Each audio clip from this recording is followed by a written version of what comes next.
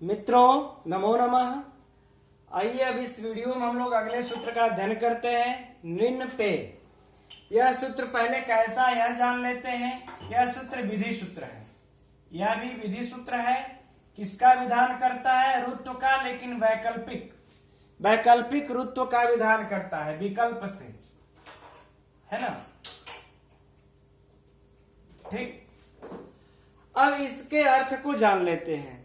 निम्न पे, निम्न में कौन सी विभक्ति है? षष्ठी एक वचन, पे में सप्तमी एक वचन। तो कह रहे हैं कि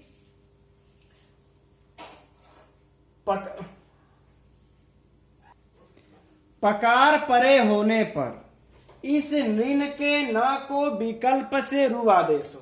अर्थात ये पार्टिकुलर निम्न की बात हो रही है। ऐसा नहीं कि न जिसके अंत में ऐसा कोई वर्ड हो, ऐसा नहीं है। इस प्रॉपर न को रु आदेश हो पकार परे होने पर। इसके जो हमें उदाहरण देखते हैं, इसका जो हमें उदाहरण मिलता है उसके 5 रूप मिलते हैं। वह 5 रूप कैसे मिलते हैं, कौन कौन है, आइए उसको देखते हैं और कैसे बनते हैं। पहला तो इसका जो मिलता है वह है नि और पाही। ठीक, दूसरा हमें प्राप्त होता है, यह पहला हो गया। दूसरा हमें प्राप्त होता है अनुस्वार के साथ पाही। तीसरा हमें जो मिलता है वह है अनुनासिक फिर विसर्ग, है ना, पाही। चौथा हमें जो मिलता है वह है अनुस्वार के साथ विसर्ग पाही। और जो हमें 5वां मिलता है वह है ऋण पाही। ठीक, यह हमें 5 रूप इसके मिलते हैं, है ना। अब यह 5 रूप कैसे सिद्ध होते हैं उसको आइए अब हम लोग देखते हैं क्रमशः। इसका सबसे पहले हम लोग जो विच्छेद करते हैं क्या बनता है? निम्न धन पाही। ठीक, अब इस सूत्र से इसको पकारांत परे होने पर न को क्या आदेश हो जाएगा? रु आदेश हो जाएगा।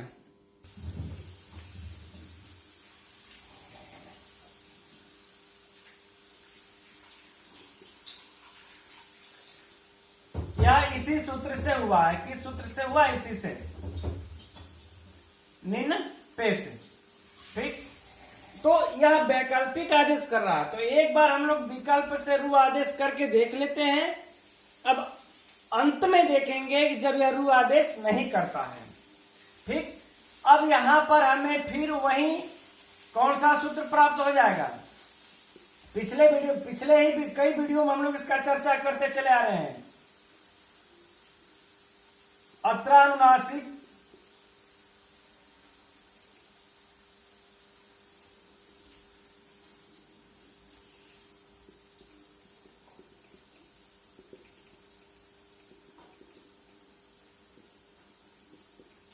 ठीक, अत्रानुनासिका पूर्वस्यत हुआ।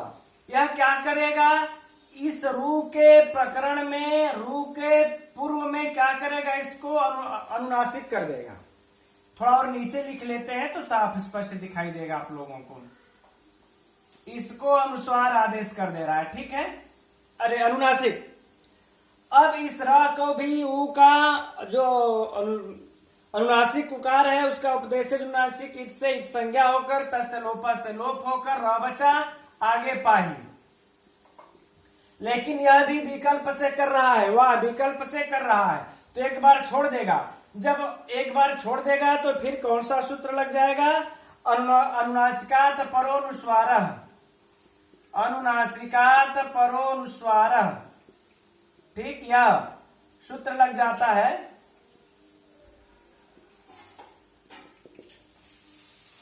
अब इससे क्या होगा? इस रु के प्रकरण में इसके पूर्व अनुस्वार हो जाएगा, निम्न धन पाही। अब पुनः में क्या होगा? इस र को विसर्ग हो जाएगा किस सूत्र से? खर वसान्यो विसर्जनीय।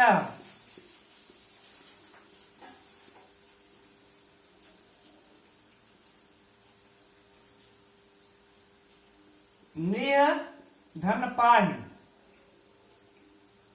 फिर क्या बना? निय धन पाही। अब देखिए यहां पर ही हमारा अब सूत्र, यह दोनों तो हमारा खर वसान्यों से ही बनता है। अब यहां पर हमारा कौन सा सूत्र प्रयुक्त होता है? कुप्पो कपोच।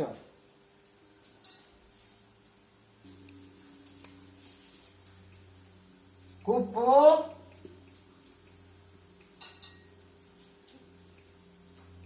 फिर क पौच, यह हमारा सूत्र प्राप्त हो जाता है। यह सूत्र क्या कहता है? पहले इसको जान लेते हैं क्योंकि ये नया सूत्र मिल गया हम लोगों के यहाँ पर।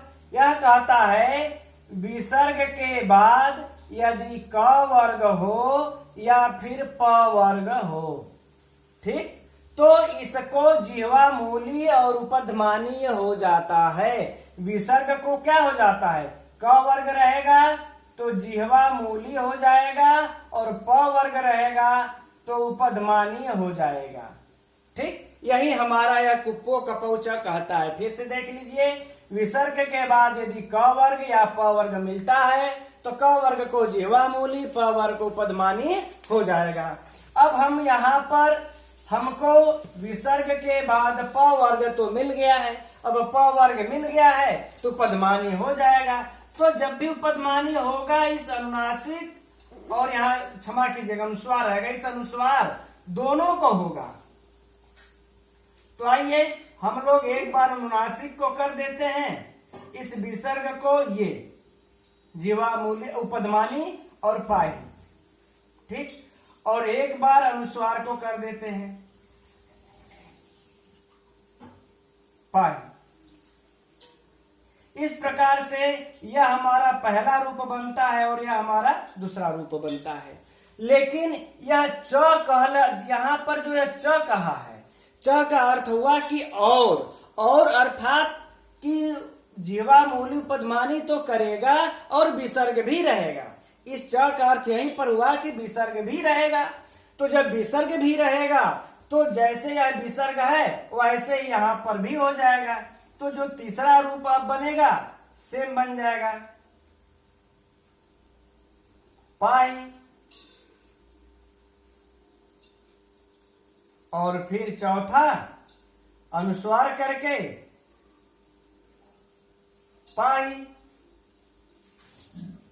अब हम लोग, अब यह चार रूप तो हमारा क्लियर हो गया।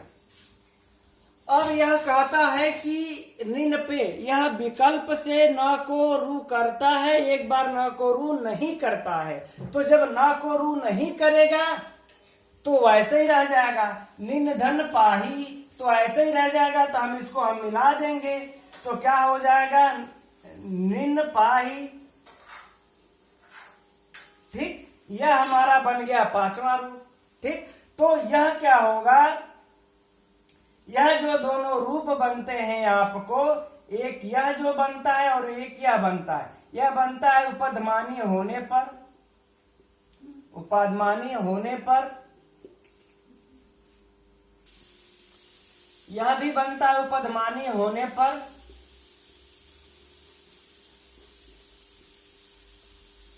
और जो यह दोनों रूप हमको बनते हैं, यह दोनों रूप कब बनते हैं? विसर्ग पक्ष में, विसर्ग पक्ष में जब उपध्मानी नहीं होगा विसर्ग रह जाएगा। अब यह रूप कब बनता है? जो यह वाला निन पाही रूप कब बनता है? जो पांचवा है हमारा, यह कब बनता है? तो जब रुत्व नहीं होने पर, रुत्व नहीं होने पर। इस प्रकार से हमें इसके 5 रूप प्राप्त होते हैं। पांचों के हम लोगों ने सिद्धि देख ली। अब इसमें से मित्रों किसी भी प्रकार से परीक्षा में प्रश्न पूछ सकता है, इसलिए इस तरह से अगर आप लोग सिद्धि करते हैं तो हम दावे के साथ कह सकते हैं परीक्षा में आप लोगों से कहीं भी गलतियां नहीं होगी। अब इस वीडियो में इतना ही। अब आगे का सूत्र आगे की वीडियो में देखेंगे। तब तक के लिए नमो नमः।